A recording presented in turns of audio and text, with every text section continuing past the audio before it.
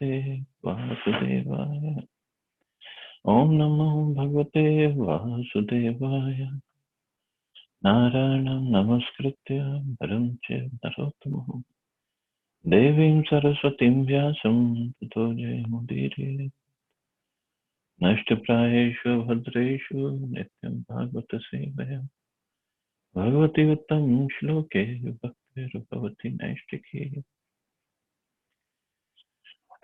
So today we are starting new chapter, Srimadbhagawatam, Canto 3, Chapter 7, Further Inquiries by Vidura, text number 1. So after listening to the universal creation of the universal form, Viduraji is asking more questions. Although we covered these verses sometime back by mistake, but we'll do it again. Text 1. Shri Shukuvacha evam brahvanam matreyam dvapayam suto buddha Prinayanyev Bharatya Vidura Pratyabhashata. Sri Shukdev Goswami said, O king, while Maitreya, the great sage, was thus speaking, Vidura, the learned son of Dvapayan Vyas, expressed a request in a pleasing manner by asking this question. Text 2. Viduruvacha Brahman Katham Bhagavatash Jinmatrasya Vikarinaha Ilya Chapi Yujeran Nirgunasya Gunakriyaha. Shri Vidura said, O great Brahman, since the Supreme Personality of Godhead is a complete spiritual whole and is unchangeable, how is he connected with the material modes of nature and their activities? If this is his pastime, how do the activities of the unchangeable take place and exhibit qualities without the modes of nature? Because in the Virat Rupa, Maitreya Muni explained to him that all the material Mahatattva is there, and then the changes happen, and with the mode of ignorance this happens, mode of passion this happens, mode of goodness this happens. And now Vidurji is asking, if he is complete whole and is unchangeable, means he is always spiritual, so how come he comes in contact with the material modes of nature? As described in the previous chapter, the difference between the Super Soul, the Supreme Lord, and the living entities is that the activities of the Lord in creating the cosmic manifestation are performed by the Lord through the agency of his multifarious energies. But this manifestation is bewildering to the living entities. The Lord is therefore the master of the energies, whereas the living entities are subjugated by them. By asking various questions about transcendental activities, Vidura is clearing the misconception that when the Lord either descends on the earth in his incarnation or appears himself with all his potencies, he too is subjected to the influence of Maya, just like an ordinary living entity. So he is trying to clear this misconception that Mayavadis, most of the people, they still believe that Krishna, the Supreme Lord, when he comes, he is under the influence of material modes of nature. But Krishna himself refuted that in Bhagavad Gita when he said, Ajo api sanna vyayatma bhutanam ishwarapi san prakritim swam adhisthaya sambhavami atma maya. I appear under Swam Adhisthaya, under or with my own material or spiritual energy, transcendental energy.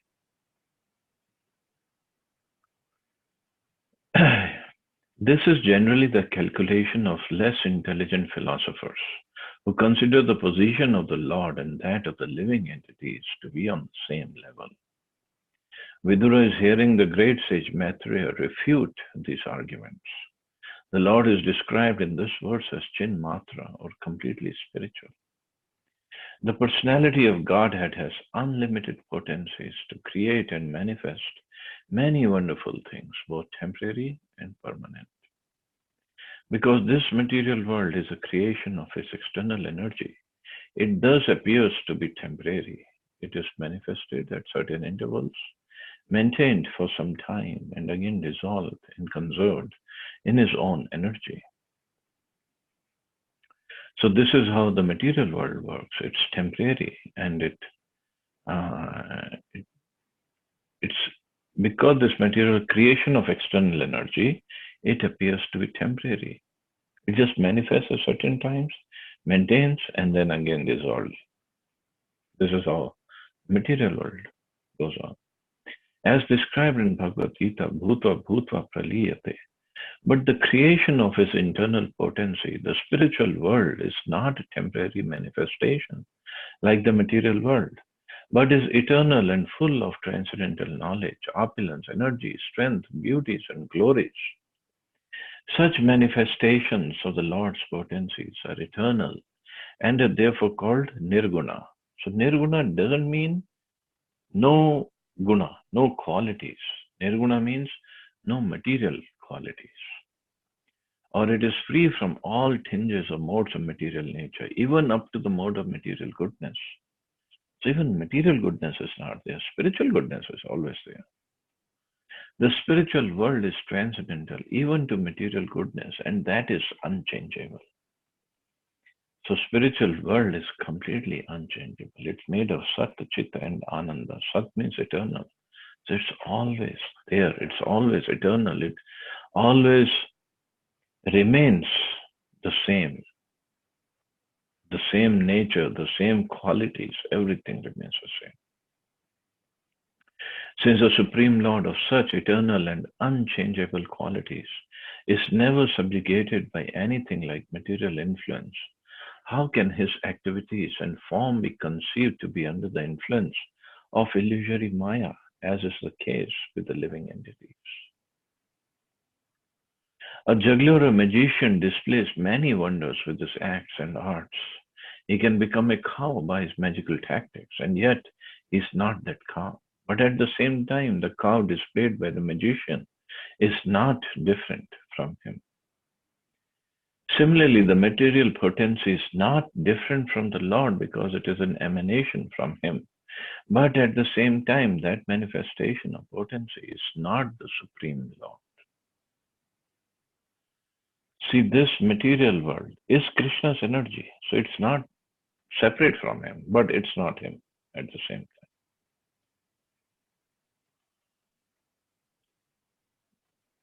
So this part we have to understand. So then we will understand that what's the position of a jiva.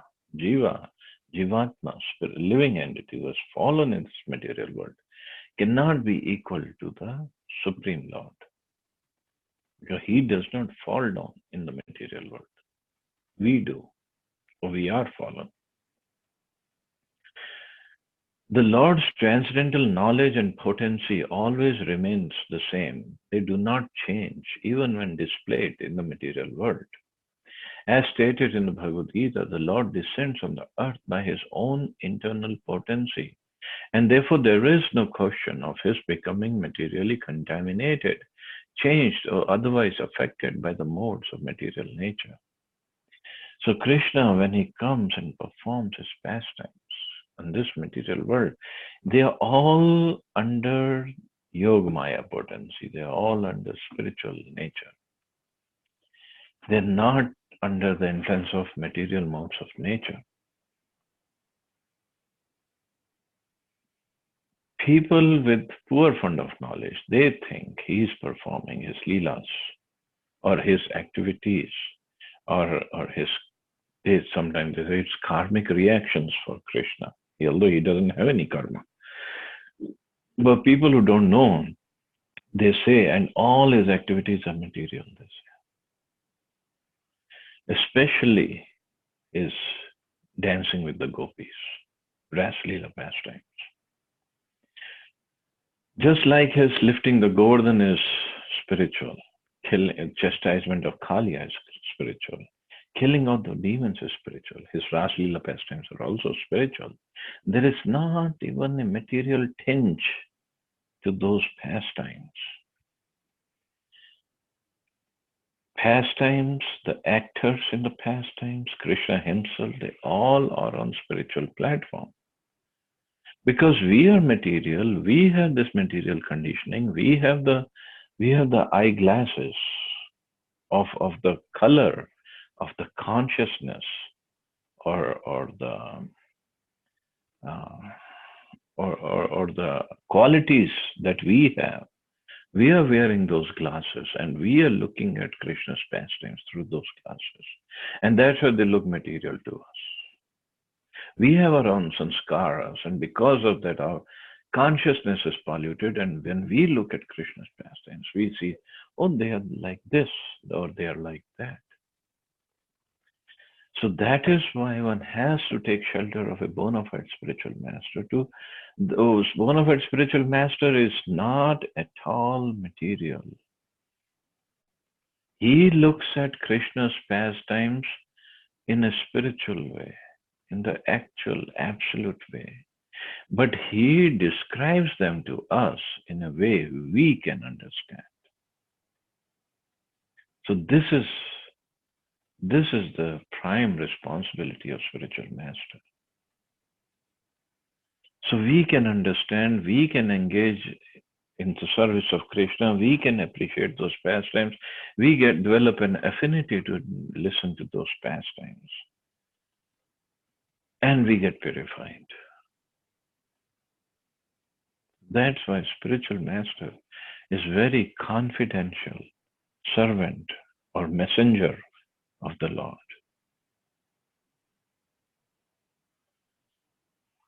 But people, they just don't understand. They want to see the activities of the Lord, and not the activities of the Lord, but the activities of spiritual master also through their own glasses, tinged with their own conditionings, tinged with their own permutations, combinations of material modes of nature. And that's where we make the mistake. The restrictions of the prison house are applicable to prisoners who are condemned by the king's law, but the king is never affected by such implications, although he may visit the prison house out of his own goodwill. In the Vishnu Puran, the 6 opulences of the Lord are stated to be non-different from him. The opulences of transcendental knowledge, strength, opulence, potency, beauty, and renunciation are all identical with the personality of Godhead. When he personally displays such opulences in the material world, they have no connection with the modes of material nature. The very word Chinmatratva is a guarantee that the Lord's activities are always transcendental, even when displayed in the material world. That is the beauty of his activities, his pastimes. His activities are as good as the Supreme Personality himself. Otherwise, liberated devotees like Shukdev Goswami would not have been attracted by them. Vidura inquired how the Lord's activities can be in the modes of material nature, as is sometimes miscalculated by persons with a poor fund of knowledge. The inability of the material qualities is due to the difference between the material body and the spirit soul. The conditioned soul's activities are displayed through the medium of the modes of material nature and are therefore perverted in appearance. However, the Lord's body and the Lord himself are one and the same. And when the Lord's activities are displayed, they are certainly non-different from the Lord in all respects. The conclusion is that persons who consider the Lord's activities material are certainly mistaken. So never ever we should consider that the pastimes of Krishna are material or tinged with material modes. Especially the Rasli, as I said, the Rasli or Krishna's pastimes with the gopis. Because we are contaminated, our eyes are contaminated, our consciousness is impure, completely impure. We have so many sanskaras from so many births.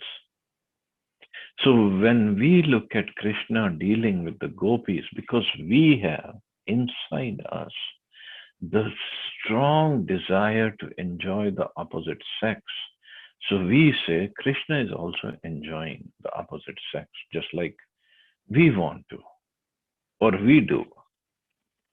So there is nothing wrong with me enjoying the way Krishna does. or we cannot imitate him, first of all. Krishna in Dwarka, he was with 16,108 queens, all of them at the same time. Not that one day with one queen and the other day with another queen. Not only that, he had built palaces for each and every of those queens. And he was in those palaces at the same time with his queens. Above and beyond that, Narad Muni once had a desire to visit Krishna in Dwarka and see his pastimes with his queens in different palaces. So by mercy of Krishna, Narad Muni also divided himself in 16,108 forms.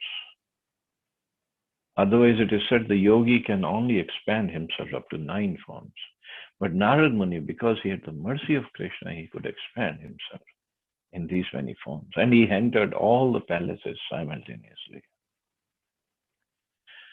Besides Krishna being with the queens in all the palaces, there's another beautiful pastime that happened.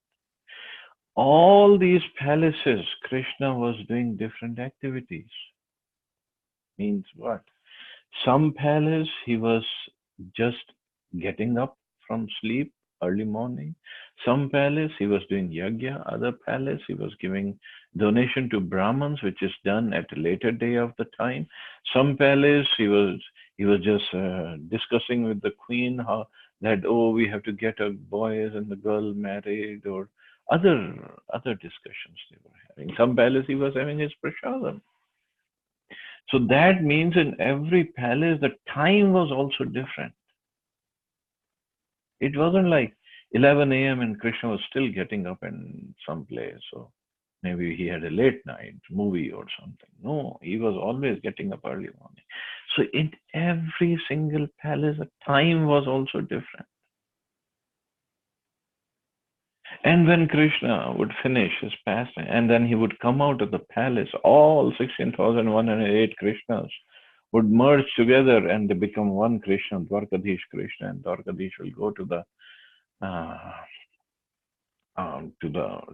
office, Sudharma Hall, and they would have meetings, and then he would meet Maharaj Ugrasen and Balramji and take care of rest of the activities as a king.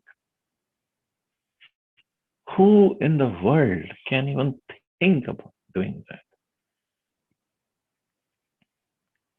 Can we change time in our one bedroom from the time in the living room or from the time in the kitchen? No way. Krishna did that. That's why he's the Supreme Personality of Godhead. He can do everything is under his control.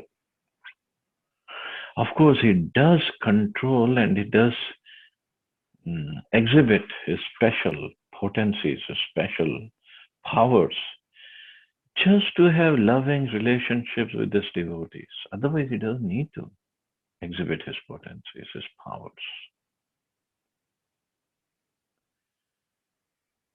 But to understand that, one has to have the mercy of Krishna, mercy of Guru to understand this. Otherwise, we'll say, oh, this is all mythology.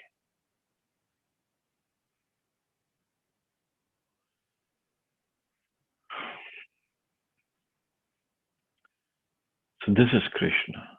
Text 3. Kridayam udyammo arbhasya kamaschikrishana swatastriptasya chakatham nivritasya sadanyataha. Boys are enthusiastic to play with other boys or with various diversions because they are encouraged by desire. But there is no possibility of such desire for the Lord because he is self-satisfied and detached from everything at all times. Vidurji is asking very intelligent questions. He's saying, boys, they like to play with other boys because they have a desire to enjoy. Krishna is Atmaram, self-satisfied. Why would he still perform these pastimes of playing with other boys? Since the Supreme Personality of Godhead is one without a second, there is no possible that anything besides Him can exist. He expands Himself by His energies in multi forms of expansions and separated expansions as well, just as fire expands itself by heat and light. Since there is no other existence besides the Lord Himself, the Lord's association with anything manifests its association with Himself.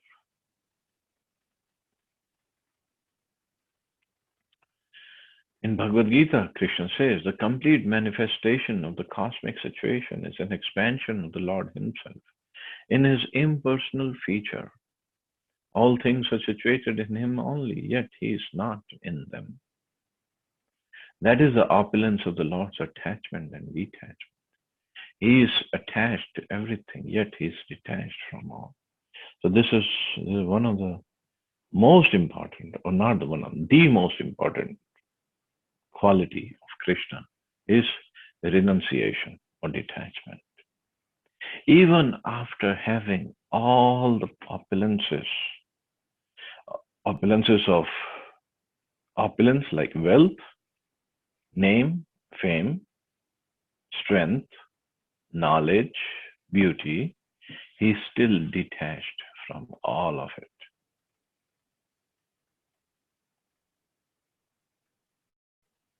That is the beauty. If we have something, we get so attached to it. So much attachment is there. Any of these qualities to even just the minutest spark, we get so much of attachment. Krishna is always detached. Another characteristic, or very, very high characteristic of his detachment is, like we were explaining, there are Mayavadis who say Krishna is product of material nature. He's all material. There is nothing spiritual. He's just a little boy or a teenager, lusty teenager, and enjoying with gopis and wives of other people. Or there are people who don't even believe in God, that the God exists. Plenty of them. There are people who say God's or God is Nirakar. He has no form. His hands, legs, mouth, head, nothing is there.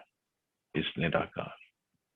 And then there are devotees who say, no, God has all the qualities, wonderful qualities. He has a spiritual body and He takes care of His devotees. He protects His devotees. Krishna is so detached that even though people don't believe in Him, people say His form is kind of mythology, His form is made of Maya, or He has no form. Even Krishna even takes care of them as well. He maintains for them.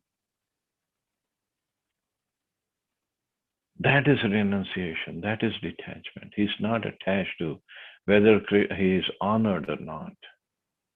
He still takes care of everybody, whether the person believes in Him or not. Doesn't matter. Even if the person is committing offenses against a devotee, he still takes care of that jiva.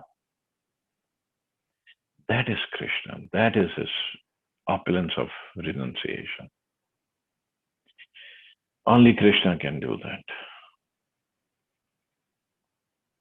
He gave the status, the position of his own mother to the demonic Putna who came to kill him. And Putna had killed so many just born babies all over the place. And she had eaten their flesh and drank their blood.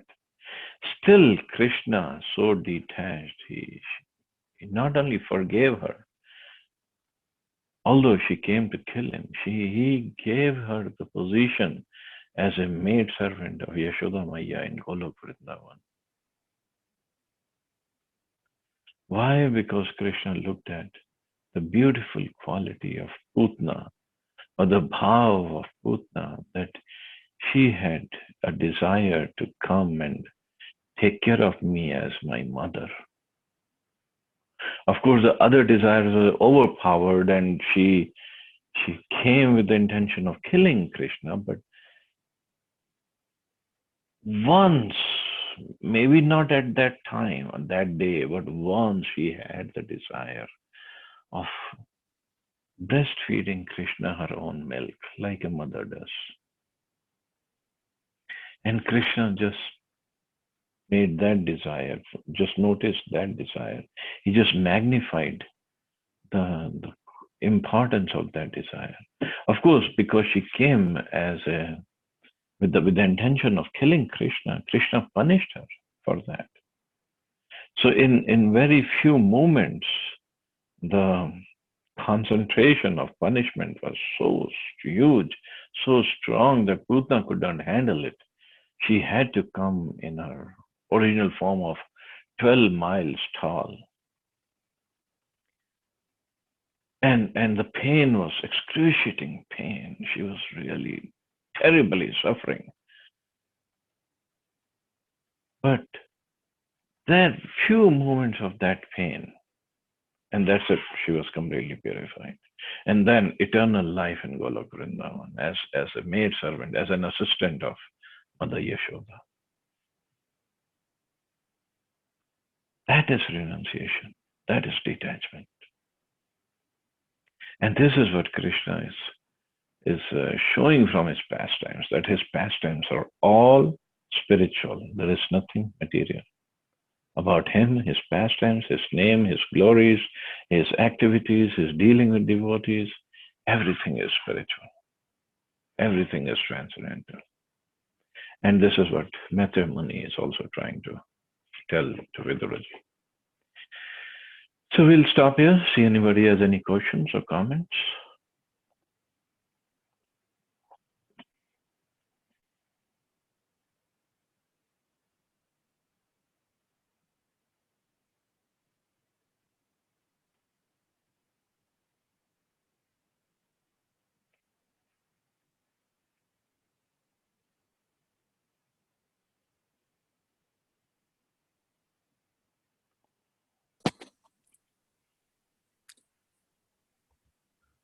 Hare Krishna. Hare Krishna. Yes, Prabhu. Hare Krishna. Hare Krishna. No questions, Prabhu. Very good class. Thank you. Hare Okay. Krishna. Thank you, Prabhu. Hare Krishna. Okay, you all have a wonderful day. Hare Krishna. Jai Srila Prabhupada. Jai Shri Prabhu. Jai Shri Prabhupada. Hare Krishna, Prabhuji.